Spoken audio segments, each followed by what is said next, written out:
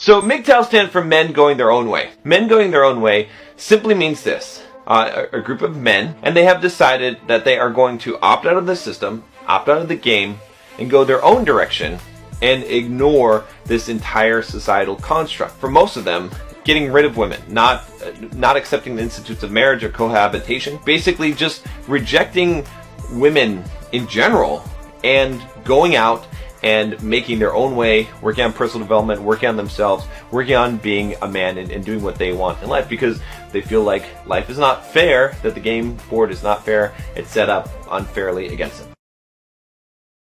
Questions of the day. Where have all the nice guys gone, and why don't men want to get married? Ladies, simply put, nice guys have learned they're not wanted. Sure, every woman says she wants a Prince Charming who will treat her like a queen, but then you disrespect him, his family, his property, eventually break up with him and get back with your ex who you talk so much trash about. Just coming from a nice guy who's experienced this on multiple occasions, it leaves you a little bit jaded, and nice guys have learned to not be so nice anymore. Secondly, why don't men want to get married? Why should we? So to prove I love you further, I have to sign a legally binding document that leaves me financially responsible for all of your choices. Just following that logic, here's a prenup. If you're truly getting married for love and the financial situation doesn't matter, you shouldn't have a problem signing it. After 30 years, men have finally learned by example that the only important thing they bring to a relationship is what they can provide. Marriage is all risk and no reward. Because ladies, what do you actually bring into the marriage? Decent looks and a bad attitude? Yeah, that's not going to last. Men have finally figured out that if it does go south, we're going to be the ones paying for it for the rest of our lives. And that's why marriage is becoming a thing of the past. Stitch or comment below and let me know what you think. And have a nice day. Is marriage hard? Yes, sir! I said, is marriage hard? No, sir! Will you love her? Yes, sir! Will you give up? No, sir! Who's right? She is! Who's right? She is! Welcome to Manfulness for your regular dose of male empowerment, motivation, societal understanding, and personal growth. Today, I'm going to give you 7 reasons why men going their own way is real and here to stay, as I go over a couple of chapters from a book about men and women and how the dynamics between the genders are constantly changing. Number 1, men going their own way is inevitable. The author claims that society doesn't seem to have the emotional or social intelligence to understand that, given enough abuse, men will eventually go their own way and build lives without women because that's something they're hardwired to do. Most likely, society simply assumes that men will continue to suffer abuse at the hands of ill-informed women. Men are being sidelined as nothing more than seed providers, human wallets, and labor slaves, according to the author, and the fourth-wave feminist thought is just preposterous. Instead, they portray MGTOW as a bunch of unsuccessful, impoverished, and ugly men who can't get a date. Fourth-wave feminists, however, are unable to label someone a loser if they are also labeling themselves as such. He claims that until lately, MGTOW didn't really have a name, rather, it was just an undeniable fact that one individual discovered on his own. In the past, this was referred to as being a confirmed bachelor.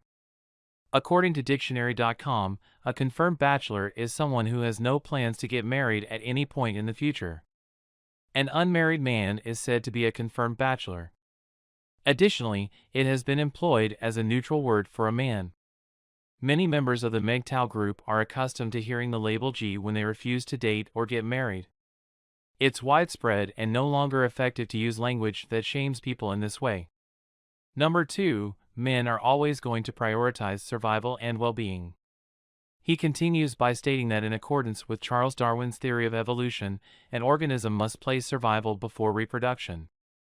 For males, this means prioritizing their financial, psychological, and social well-being over their intimate preferences. The author is correct when he claims that fourth-wave feminists believe that MGTOW rejects the notion that women are victims and must therefore be silenced by all means necessary. The issue, though, is how to subdue a bunch of men who do not share any political ideologies or hatred. It lacks a central authority and a leader. A Western man who goes his own path increases his riches, lowers his life's hazards, and lives longer. Number 3, men will always want independence. Going MGTOW, says the author, is a method for men to free themselves and escape all forms of injustices, such as seed theft, divorce, assault, or losing their job. The legislation is intended to ruin a man and permanently exclude him from the dating scene. If a woman makes a false complaint against him, it's acceptable to turn him into a monster. However, a man is a monster if he voluntarily quits the dating scene. Only males who date women and are smitten with their bosom may be considered normal men. The author brings up the case of Robin Williams, who was divorced, had his first wife commit assault, and was made to pay $50,000 per month for life with the second one before being made to pay $100,000 per month with the third. For a lifetime, that works out to $18 million. It really does make sense that a man who had never committed a crime would take his own life. He also brings up the case of Janet Jackson, who after only 5 years of marriage, appeared to have received $500 million from the split. The author even provides a list of 12 well-known men who received substantial divorce settlements, including Jeff Bezos, $38 billion, Mel Gibson, $425 million, Harrison Ford, $118 million, and Steven Spielberg, $100 million. Number 4. Men are tired of workplace accusations by women. Along with refraining from being intimate with women, avoid making false charges in the workplace. When you don't have to worry as much about a woman ruining your life if she does anything like that at work, life is much less stressful and much steadier. Like myself, you've been single for 5 years. You can simply come out as interested in other men to your coworkers or the HR department, making yourself seem to be the bigger victim in the process. And if they persist, you threaten to publish your story in the media, the company might sack her. In that instance, if you look at ladies the wrong way, they may claim to have been assaulted. At least Mark Zuckerberg's expression is always neutral, so no one can accuse him of staring at them the wrong way. The autistic man who likes other men and has no facial expressions or feelings rules the kingdom of divorce-related assault. The author also discusses the concept of the pen and how it impacts the way in which males interact with women in the workplace. No more dinners with female coworkers, he declares, citing an article from the Wall Street Journal. Avoid one-on-one meetings, avoid sitting next to them on airplanes, and reserve hotel rooms on different floors. In fact, hiring a woman these days is a risk, according to a money expert. What if she misinterpreted something you said? Men avoiding women at work is just the beginning.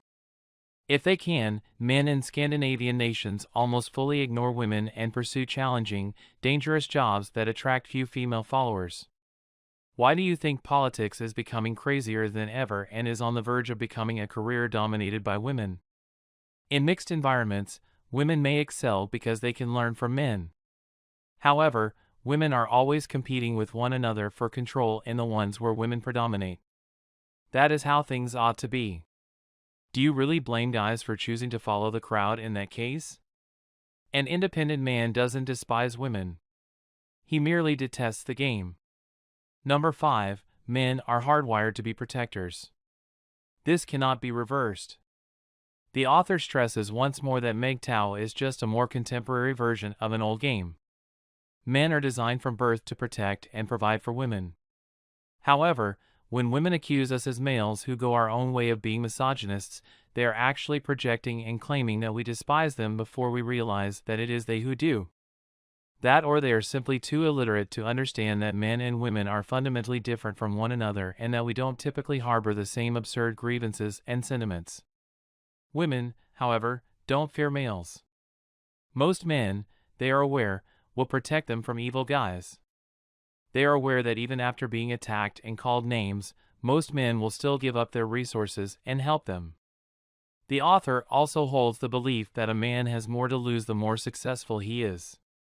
MGTOW has much more to lose because we have amassed our savings and assets, which can be exploited by us. Because of this, women despise us the most. It makes sense why they left the Incel and MGTOW P. Mariah's YouTube channels in operation while demonetizing the MGTOW ones. They reason that those men will continue to pay their coaches in money. Additionally, the likelihood that a person may encounter false accusations increases with their level of wealth and social standing. The author adds, MGTOW does not advocate for boycotts, protests, purple hair dye, or requiring men to adopt our worldview. Our guiding principle is that you should be free to act however you want as long as you don't listen to advice from your wife. We don't hand our resources to them for free anymore. Number 6. Feminism has encouraged men to go their own way. They are motivated by apathy, which is not hate but the reverse of love. The author even makes the observation that they are now young boys making their own decisions, that feminism has become so clear that even younger male generations are catching onto it faster, and that the red pill ideology is gaining traction. This is taking place because gender-based propaganda is reaching boys in grade school at increasingly younger ages. My theory is that women are seeing older men follow their own paths and believe that by brainwashing the boys, they can halt this. When they attempt it, the boys recognize it sooner and take the red pill more quicker. It's a vicious cycle for bulldogs everywhere. The Sydney Morning Herald reports that the concept is that men must speak up in order for women's stories to be acknowledged. Women work harder to train us if guys don't repeat what they say. MGTOW does away with that interlude.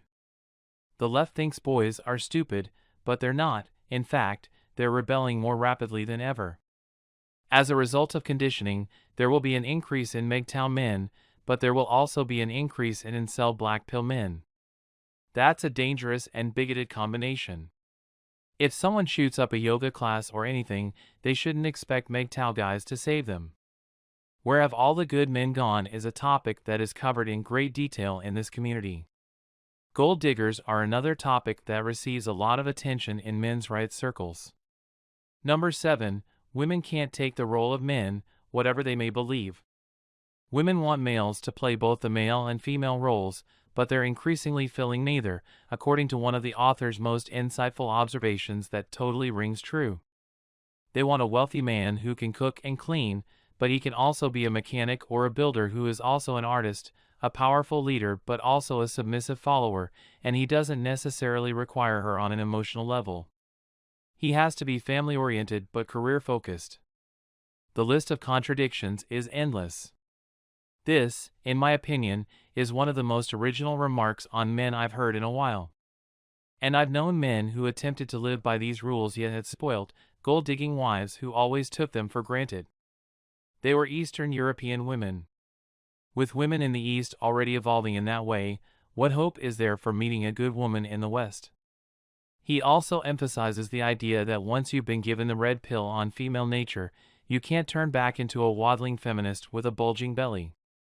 So, what happens once a man takes the red pill and decides to go his own way? There are only 5 options available to a guy after he chooses his own path and swallows the red pill. Continue your small journey to find a good woman in the West, which is impossible. They have a quick capacity to deteriorate. Going to a country where women are still feminine, going gem mating and heading to a feminine nation is the second option. However, feminism is unavoidably spreading via smartphones.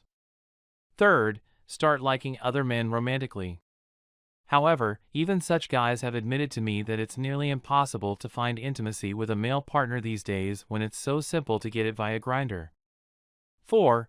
Be transgender. 5. Go MGTOW. The gains are not worth the risks that man takes nowadays. And this is why more and more men are deciding to go their own way. It just doesn't make sense for men to be involved with women in relationships. When life is already too hard on men, why would they make it harder by being with women who take them for granted, take away their resources, use them, and exploit them for their own gains? That's it for today. Thanks for watching. Please like the video and subscribe to the channel.